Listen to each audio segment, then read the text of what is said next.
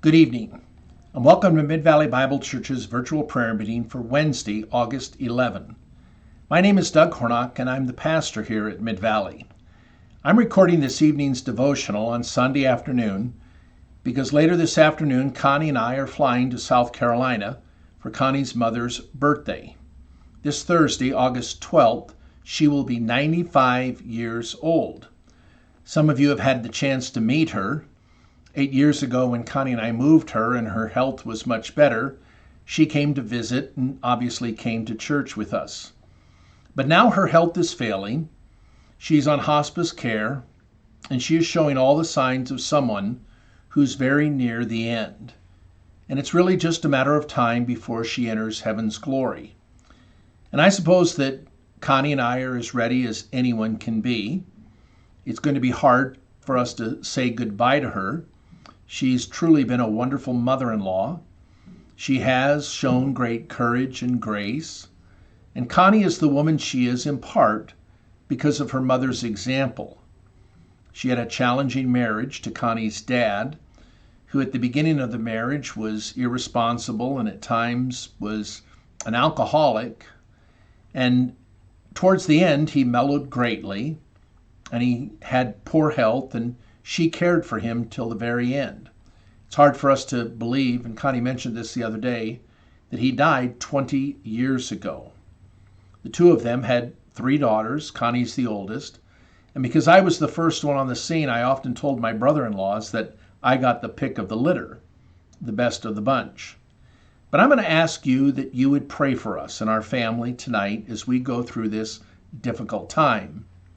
But one of the things that makes this much easier is because my mother-in-law is a believer in Jesus Christ.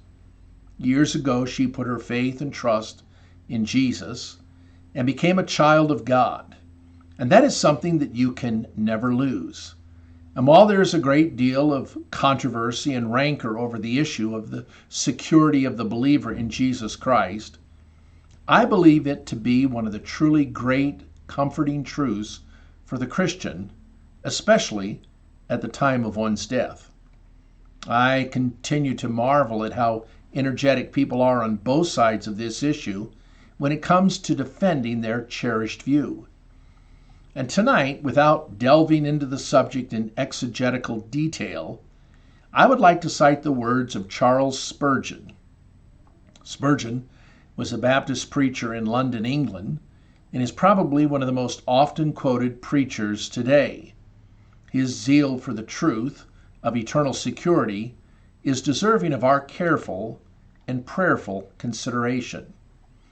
Spurgeon, in one of his sermons, said, "If one dear saint of God had perished, so might all. If one of the covenant ones be lost, so may all be. And then there is no gospel promise true. But the Bible is a lie, and there is nothing in it worthy of my acceptance. I will be an infidel at once when I can believe that a saint of God can ever fall finally. If God hath loved me once, then he will love me forever. God has a master mind. He arranged everything in his gigantic intellect long before he did it, and once having settled it, he never alters it. This shall be done, says he, and the iron hand of destiny marks it down, and it is brought to pass. This is my purpose, and it stands. Neither earth or hell can alter it. This is my decree, says he. He promulgates it. Yet holy angels rend it down from the gate of heaven. Ye devils, if ye can, but ye cannot alter the decree, it shall stand forever. God alters not his plans. Why should he? He is almighty, and therefore can perform his pleasure. Why should he? He is the everlasting God, and therefore cannot die before his plan is accomplished. Why should he change? You worthless atoms of earth, Ephraim of a day, ye creeping insects upon this bay leaf of existence, you may change your plans, but he shall never, never change his. Has he told me that his plan is to save me? If so, I am forever safe. And then Spurgeon continues with this: I do not know how some people who believe that a Christian can fall from grace manage to be happy. It must be a very commendable thing in them to be able to get through a day without despair.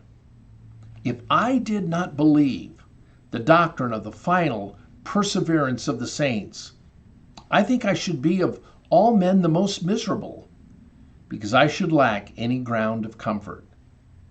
I believe that the happiest of Christians and the truest of Christians are those who never dare to doubt God, but who take his word simply as it stands and believe it, and ask no questions, just feeling assured that if God has said it, it will be so.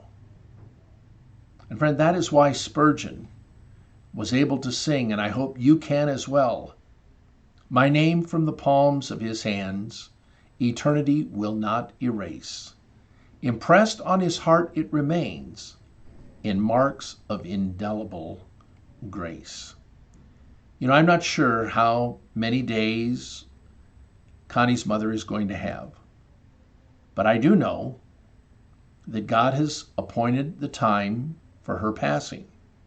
I've often said that we're not going to live one day more nor one day less than what God has ordained for us.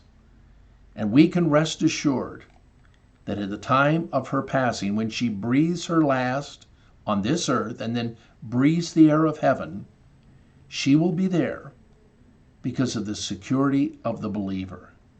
And so with that before us, let's now go to prayer.